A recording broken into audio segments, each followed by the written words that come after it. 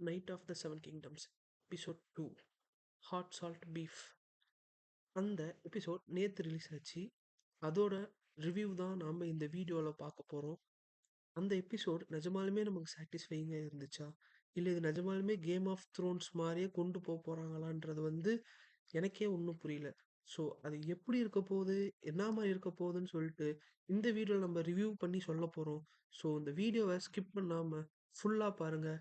வாங்க வீடியோக்குள்ளே போகலாம். Hi viewers, welcome back to நமக்குள் சினிமா. இன்னைக்கு இந்த வீடியோவில் நம்ம என்ன பார்க்க போகிறோம்னா, the knight of the seven kingdoms அதோட செகண்ட் எபிசோட். அதோட பேர் ஏ ஹார்ட் சால்ட் பீஃப் அப்படின்னு சொல்லிட்டு நேற்று ரிலீஸ் ஆச்சு இந்தியாவில். ஸோ நம்ம அதை ஃபுல்லாக பார்த்துட்டோம். இந்த வீடியோவில் என்ன மாதிரி இருந்துச்சு அந்த எபிசோட், என்ன மாதிரி போகுது அப்படின்னு சொல்லிட்டு நம்ம இந்த வீடியோ ஃபுல்லாக பார்க்க போகிறோம். ஸோ ஸ்டார்ட் பண்ணலாமா? First episode 1 hedge night. இது என்ன மாதிரி முடிச்சிருந்தாங்கன்னா, எக்கும் சார் டங்கன் த டால் அவங்க 2 பேருமே பேசிட்டு படுத்திருக்கிற மாதிரியும், ஒரு வால் நட்சத்திரம் கிராஸ் ஆகுற மாதிரியும் தான் இந்த எபிசோட் முடிச்சிருந்தாங்க. இந்த எபிசோடு எப்படி நமக்கு ஸ்டார்ட் ஆகுதுன்னா, ஃபர்ஸ்ட் எடுத்தோட்டியே சார் டங்கன் த டால் அவரோட மாஸ்டரை பற்றி எக்கு கிட்ட சொல்லிட்டு இருக்கிற மாதிரியும், சொல்லிட்டு இருக்கிற நேரத்தில் ஹவுஸ் டார்கேரியன் உள்ளார என்ட்ரி ஆகுறாங்க அந்த இடத்துக்குள்ளார அப்படின்ற மாதிரி சொல்லி காமிச்சிருக்காங்க. அதுக்கப்புறமேட்டு சார் டங்கன் த டால் போய் அந்த டார்கேரியன்ஸை பார்த்து, நான் இந்த மாதிரி ஒரு ஹெஜ் நைட், நான் இந்த மாதிரி நைட் ஆகணும்னு ஆசைப்படுறேன், நான் இந்த மாதிரி என்னோட மாஸ்டர் கிட்ட இருந்து ட்ரெயின் பண்ணி வந்திருக்கிறேன் அப்படின்னு சொல்லிட்டு அந்த கதையெல்லாம் சொல்றாங்க. அதெல்லாம் கேட்டுட்டு இருக்கிறப்ப, சரிப்பா நீ இந்த நைட்ஸுக்கான காம்படிஷன்ல கலந்துக்கோ அப்படின்னு சொல்லிட்டு சார் டங்கனோட பேரை இதில் ஆட் பண்றாங்க. சார் டங்கன் அவங்கள போய் எப்படி பார்க்குறாங்க அப்படின்றது தான் இந்த இடத்துல ஒரு கோயிங் ஆன் கோயிங் அப்படின்ற மாதிரி கொண்டு போயிருப்பாங்க.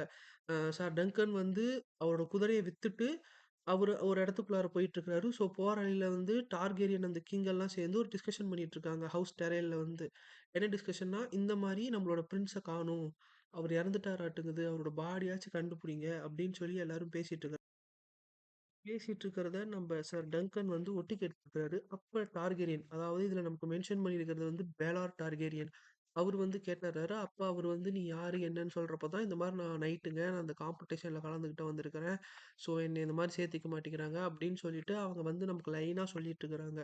அதெல்லாம் கேட்டு முடிச்சதுக்கு அப்புறமேட்டு சார் டங்கன் த டால் நான் இந்த மாதிரி கலந்துக்கணும் அப்படின்னு சொல்லிட்டு இருக்கிறப்ப, பேலர் டார்கெரியன் என்ன சொல்றாரு அப்படின்னு பார்த்தீங்கன்னா, நீ இந்த காம்படிஷன்ல கலந்துக்கோ, நான் உனக்கு இதுல சான்ஸ் தரேன், நீ ஆனா உனக்குன்னு ஒரு சிம்பிளை உருவாக்கிட்டு தான் வரணும் அப்படின்னு சொல்லிட்டாரு.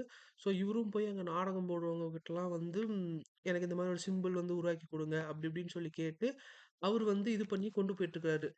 போயிட்டு இருக்கிறப்ப அந்த நைட்ஸ்க்கான ஒரு காம்படிஷன் நடக்குது. அதுவும் எந்த டைம்ல காட்டுதுன்னா, நைட் டைம் காட்டுறாங்க. இது எல்லா கேம் ஆஃப் த்ரோன்ஸுமே மார்னிங்ல தான் காட்டுற மாரி வச்சிருப்பாங்க. லைக் கேம் ஆஃப் த்ரோன்ஸ்லயும் சரி, ஹவுஸ் ஆஃப் த டிராகன்ஸ்லயும் சரி, இந்த காம்படிஷன் பர்ட்டிகுலரா மார்னிங்ல 2 கிளானுக்குள்ளார தான் நடக்கிற மாரி இருக்கும். பட் ஆனா இங்க ஒரு 4, 5 கிளான் ஆப்போசிட் டீம்ல டாக் டீம் மாரி போட்டு, அவங்களுக்குள்ளாரயே சண்டை போட்டுக்கிற மாரி அமைச்சிருக்கிறாங்க. இத ஊரே பார்த்து என்ஜாய் பண்ணுது. சார் டங்கன் அவர் ஷோல்டர் மேல நம்ம எக் உட்காந்துட்டு பார்த்து ரசிச்சு என்ஜாய் பண்ணிட்டு இருக்காரு. ஊரே இத பார்த்து ரசிச்சுட்டு இருக்கிறப்ப, சார் டங்கனுக்கு மட்டும் அவரோட பாஸ்ட் மெமரீஸ் எல்லாம் போகுது. அவரோட மாஸ்டர் இறந்தது, அத ஒரு புதைச்சதுன்னு சொல்லிட்டு, நம்மளும் ஒரு வேளை இந்த காம்படிஷன்ல கலந்துக்கிட்டா அந்த மாரி ஆயிடுவோமோ! அப்படின்னு சொல்லிட்டு ஒரு பயத்தோடயே அவர் இருக்கிறாரு. இதோட இந்த எபிசோட முடிக்கிறாங்க.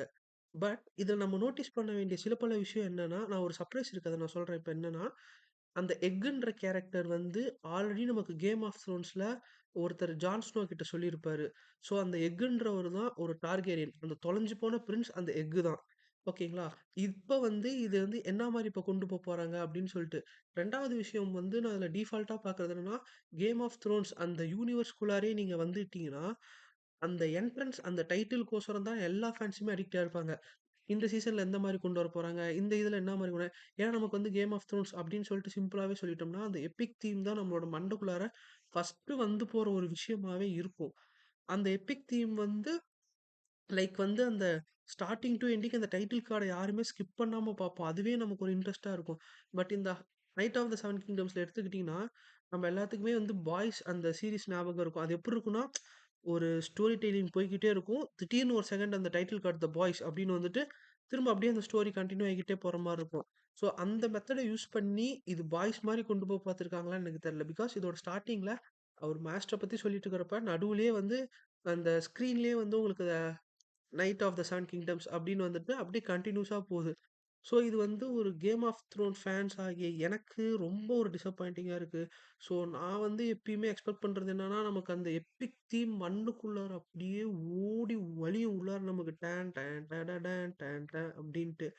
அதோட அந்த விஎஃப்எக்ஸ் விஷுவல்ஸ் அந்த டைட்டில் கால் அப்படியே அது மூவ் ஆயிட்டு போறது வந்து ரியலி அது வந்து சூப்பர்வா இருக்கும் பார்க்கறதுக்கே. ஸோ அத வந்து நாம எல்லாருமே வந்து ஒரு கூஸ் பம்ப்ஸோட பார்த்துட்டுருப்போம். அவ்ளோ ரசிச்சு பார்த்தத வந்து, ஏன் இதுலருந்து தூக்கிட்டாங்க? இல்ல இதுக்கு மேல வரப்போற எபிசோட்ஸ்ல இருக்குமா என்னன்னு சொல்லிட்டு, நம்ப எல்லாரும் வெயிட் பண்ணி தான் பார்க்குற மாரியே இருக்கும்.